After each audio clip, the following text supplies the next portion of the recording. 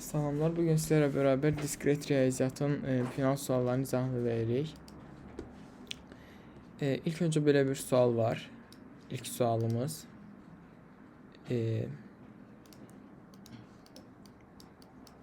dəqiqə. Deməli, x1'in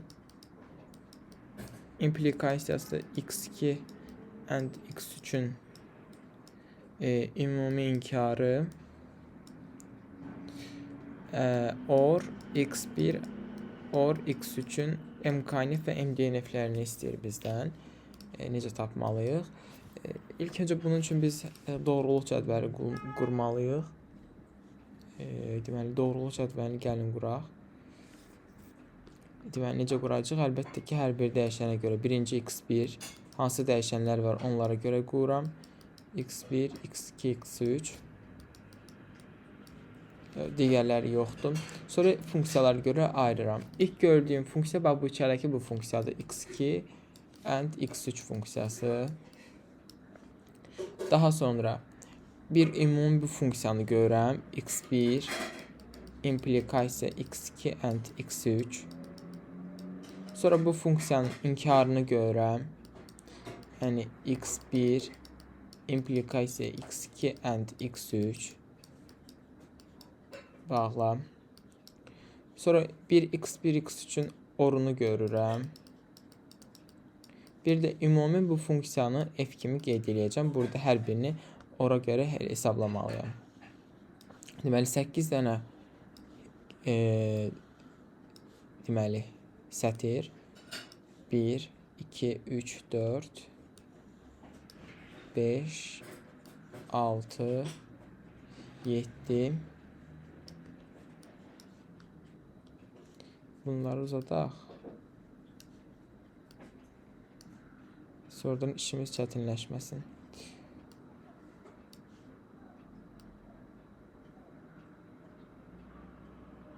Gəlin elə bunu da çəkək. 8 dənə olsun da. Bir də fəmli elə uzadaq.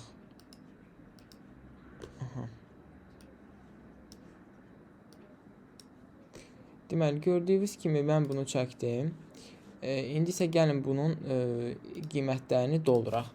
Deməli, bilirəm ki, başlayanda 0, 0, 0, 0, 1, 1, 1, 1, 0, 0, 1, 1, 0, 0, 1, 1, 0, 1, 0, 1, 0, 1, 0, 1 kimi dolduracağım. x2 ilə x3'ün əndi deməli onların hasilidir. Yəni 0 0-a vuranda 0 eləyir, 0 1-ə vuranda 0, 1-i 0-a vuranda 0, 1-i 1-ə 1, 0, 0, 0 və 1. İmplikasiyaya gəldikdə isə yeganə implikasiyanın 1-ə 0 halında cavab 0 edir. Digər bütün hallarda 1-dir. İndi 0-a 0, 1-dir. 0-a 0, 1-dir. 0'a 0 1'dir. 0'a 1 1'dir. 1'e 0 0'dır. 1'e 0 0'dır. 0'dır və 1'dir. İnkarı da yəni 1 0 olur. Sıfırlarda 1 olur. İnkarı odur.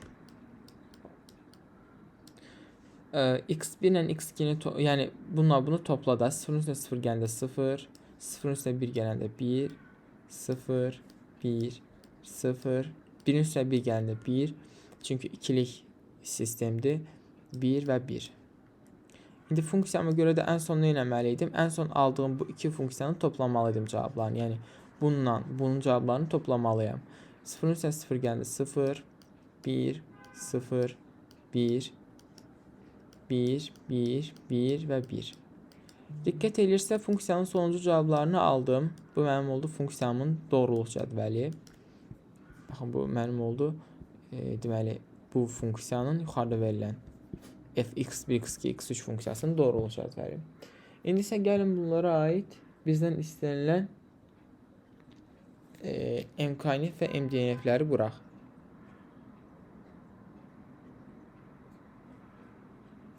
Baxın, mKNF və mDNF nədir? Mükəmməl, düzlükdür, norma və forma. mDNF-i qurmaq üçün biz funksiyanın bir qiymətlərinə baxmalıyıq. Funksiyanın bir qiyməti bax buradadır, bu sətirdə. Baxaq. Deməli necə yazırıq o sətri? Belə. x1 üstü 0, x2 üstü 0, x3 üstü 1. Onların deməli əndləri də burada ənd olur. Prosta onu vurma kimi götürürük. Topla, üstə gəl. Sonra 1 burada alır. Yəni x1 üstü 0, x2 üstü 1, x3 üstü 1. And. Sonra burada alır. x1 üstü 1, x2 üstü 0, x3 üstü 0. And. Burada alır. x1 üstü 1, x2 üstü 0, x3 üstü 1. And. Burada alır. x1 üstü 1, x2 üstü 1, x3 üstü 0. And x1 üstü 1, x2 üstü 1, x3 üstü 1. Bilirəm ki 0 olanda onun inkarı olur. Yəni x1'in inkarı, x2'nin inkarı, x3. Or x1'in inkarı, x2, x3. Or x1, x2'nin inkarı, x3'ün inkarı. Or x1, x2'nin inkarı, x3. Or indi bax bura x1, x2, x3'ün inkarı. Or x1, x2, x3.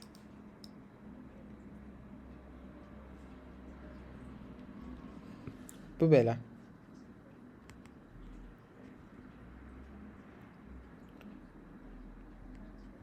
İndi isə baxaq, bu oldu deməli mükəmməl diznüktiv nömrə forma. İndi isə baxaq MKNF-ə. MKNF-də isə mükəmməl konjüktiv norma formadır. Burada isə deməli biz nəyə baxmalıyıq? Funksiyanın 0 alınan qiymətləri. Yəni funksiya harda 0 alır? Funksiyanın 0 aldığı nöqtələr bir budur, bir də budur. Yəni onu belə yazırıq. Deməli x1 üstü 0-ın inkarı and x2 üstü 0-ın inkarı and baxın x3 üstü 0-ın inkarı. Hasilləri götürürük burada. Çünki konjüktivdir. 0-a görə deməli x1-in 0, 1, 0. Deməli x1 üstü 0-ın inkarı, x2 üstü 1'in inkarı, x3 üstü 0'ın inkarı. Bunu da yazsaq, yazarıq x1 üstü 1, x2 üstü 1, x3 üstü 1. Bu da x1 üstü 1, x2 üstü 0 və x3 üstü 1. Bu da dediyim kimi birlər bizə eyni funksiyanı verir. Amma üstü 0 olanda isə bizə onun inkarını verir. Bu da olur bizim misalımızın həlli. İndi isə baxaq ikinci suala. İkinci sualda deyir ki, verilmiş fx z deməli düsturunda x pirsoxu z-in inkarı and x ekvivalensiya y-ın ikili olan düsturunu qurmalıyıq. Bunun ikili olan düsturunu qurmaq üçün bizə f ulduzdan tələb eləyir. F ulduzu istəyir yəni. Gəlin quraq. Deməli f ulduzu qurmaq üçün biz hər bir funksiyanın birinci dəyişənlərin inkarını alırıq. İlk öncə dəyişənlərin inkarını alırıq. Sonra burada bir funksiya gördüyümə görə funksiyanın inkarını alıram. Burada ekvivalensiyanı gördüyümə görə ümumi inkarı alıram. Burada and deməli olduğuna görə əslində bunu yazmaya ehtiyac yox idi. And varsa bunu yazmaya ehtiyac yoxdur. Elə siz bunu elə ümumi inkarını ala bilərsiniz belə. Belə daha rahatdır. And varsa ortada ya da and yoxdursa bunun bir də inkarını alırsınız. Hər bir burada pirsoxuna görə, burada da ekvivalensiyaya görə. And-ə görə də bir dənə inkar alacaqdınız. Bu inkar yox eləyəcəkdi. Bu inkar yox eləyəcəkdi. Yenə də eyni şey qalacaqdı. İndi mən də bilirəm içəridə nə qaldı? X-in inkarı, pirsoxu, z-in inkarının inkarı elə z-dir. And x-in inkarı, ekvivalensiya y-in inkarı. Mən də bilirəm ki, inkar gəlir gelir bura. Olur x-in inkarı x-dir. Pirsoxun inkarı şef eşitdir. Z-in inkarı olur. Bunlar sonra or olur. Bu dəyişir. Olur x. Ekvivalensiyanın inkarı bilirəm ki, x ordur. Olur y. Bu da olur mənim ikili funksiyam. Sonra baxaq 3-cü suala. 3-cü sualda bizə belə bir deməli qraf verilib. Deməli A1, A2, nəsə A qrafının təpələri 6-ya candır. B qrafının təpələri isə belə bir əlaqə münasibət var B qrafında. A2, A3, A3, A5, sonra A2, A4, sonra A1, A3, sonra A3, A6. Onu buradan yazaq. A3, A6, A3, A4, sonra A4, A4. İlk öncə gəlin biz bu qrafı quraq. Görək necə bir qrafdır.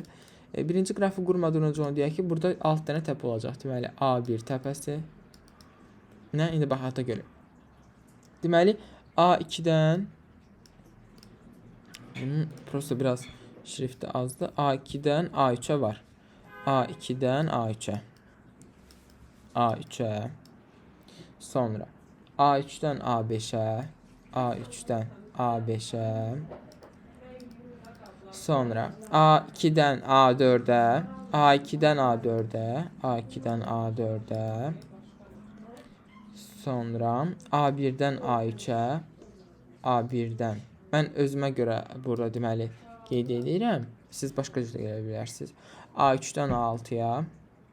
Məsələn, A6 olsun burada. Mən özümdən ixtiyari random. A3-dən A4-ə. Deməli, burada da belə bir yol var. Okey. A4-dən A4-ə. Tamam, okey. Bu da belə olsun. Bu da olsun belə. Misalda verilib ki, verilmiş deməli münasibətdə bu əlaqəli qrafdır. Birinci onun qrafını qurduq. Təbii ki də burada A1, A2, A3, A4 hamısı iştirak edir. İştirak eləməsə də o özü edilmiş təpə olacaqdır. Bəzi misallarda elə də var. Deməli, birinci sualı deyir, əlaqəli qrafdır. Uşaqlar, əlaqəli qraf nədir? Əlaqəli qraf o qrafa deyilir ki, verilmiş qrafın istənilən iki təpəsi arasında ixtiyari də, yəni təpəsi arasında deməli yol olsun. Məsələn, buradan siz hardan başlayırsa başlayın. Mütləq o iki, məsələn, A4-dən A5-ə yol var. A3-dən A4-ə ya da A2-dən A6-ya yol var. Yəni istənilən iki təpə arasında yol var da. Onda bu adlanır əlaqəli qraf. Əlaqəli qraf. Yəni orada izah edilmiş təpə yoxdursa ya da qrafın digər ona birləşməyən təpələr yoxsa, o deməli əlaqəli qrafdır da. Yəni onu da aydınlıqla görmək olar. Məsələn, əgər burada belə bir şey olsaydı, bu əlaqəsiz qraf. Çünki buradan 6-ya ya da istənilən iki təpə arasında yol olmayacaqdı. Əlaqəli qrafdırmı? Bəli. Sonra orada deməli dövrə olduğunu tapmalıyıq. Şurada dövrə nədir? Dövrə bilirsiniz nədir? Bax, üçbucaq şəklində olur. Üçbucaq bir başqa şəkildə. Mən üçbucaq şuraları başlandı bölünmüş salıram. Elə bir başlayırsan buradan. Başlayırsan təpələri keçirən yenə həmin nöqtəyə gəlirsən. Bax, bu adlanır halqa. Halqa gəlirsən. Yəni dövrə adlanır bu. Başa düşdünüz? Yəni başlayırsan, gəlirsən dövr edirsən. Elə bir burada dövrə edirsən. İndi görün burada harda var o dövrə? Təbii ki, bura dövrə görə bilərik ki, 3-dən başlayıram, gəlirəm 2-yə, gəlirəm 4-ə, sonra qayıdıram 3-ə. Deməli, var da dövrə, qapalı bir dövrə var. Dövrə var. Dövr var. 3 halqa, halqa loop deyirlər, ingilislər loop. Loop nədir? A, I şəklində göstərilən təpələrə halqa deyilir. Burada göstərmək olar ki, A44, elə baxın, burada yazılmışdım onu. Deməli, A44 nədir? Halqadır. Halqa var. Daha sonra nə istəyir başqa? Başqa bizdən istəyir. Sağ ol. Onun deməli izomorf olduğunu. İzomorf və at qrafını qurmalıyıq biz. İzomorf at qrafını. İzomorf alt qrafını quranda necə eləyirik? Bu qrafı eyni şəkildə çəkməliyik, prosta fərqli hallarda. Bunu başqa cür, məsələn, bizə bu verilibsə, baxın, mən bir dənə bunu gəlin sizə göstərim də, yəni elə bunu götürüm. Qrafı elə bir ki, başqa cür çəkməyə çalışacaqsınız da, yəni eyni sox olmasın. Məsələn, Bunu burada eləyək. Məsələn, mən bunu burada verim. Deyim ki, bu olsun. Bir dəqiqə. Hamısı gəlir onda. Hə, tamam. Məsələn, deyək A4-dən olsun belə. Və bura. Sonra bunu silək. Bir dəqiqə. Məsələn, siz indi məsələn buranı silərsiniz ya da bunları fərqli adlar verərsiniz. Və görürsünüz, mən dəyişirəm. Sonra məsələn A4-dən 4-ə ya da belə elərsiniz. A2-dən A4-ə. Hədəf su. Belə düzəlsəz bəsdir zaten. Sadəcə qrafı başqa şəkil, başqa formada göstərməlisiniz. Amma homomorf desəydi, bu qrafı homomorf qraf. Baxın, homomorf qrafda belə olardı. Bu qrafı homomorf qraf elə qraf çəkməlisiniz ki, məsələn, mən bu tili silərəm, buradan bir təpə yaradaram. Həmin bu təpəni yaradanda həmin bu alınmış qraf, bu aldığım qraf, çəkdiyim indi qraf. Bax, bu qrafa homomorf qraf olacaq. Bu bundan homomorf qrafdır. Niyə? Çünki bir təpəni siləndə, bir tili silib bir təpə yaradanda eyni qraf alınırsa, onlar homomorf qraflar adlanır. İzomorf dediyim kimi eyni qrafdır. Daha sonra alt qrafını istəyir. Alt qraf daha sadədir. Qrafın istənilən bir hissəsini kəsirsiniz. Məsələn, mən gəlirəm, bax, qrafın bu hissəsini kəsirəm. A2-dən A3 məsələn. O onun alt qrafıdır. A2, A3. Yəni bir hissə, məsələn, buranı kəsə bilərsən. Nə bilim, ya buranı kəsə bilərdin. Bax, bu A2, A4, A3. O da olacaq onun alt qrafı. Bu da oldu bizim deməli 3-cü sualımız. İndi isə baxaq 4-cü sualımıza. 4-cü sualımıza deyir ki, x plus y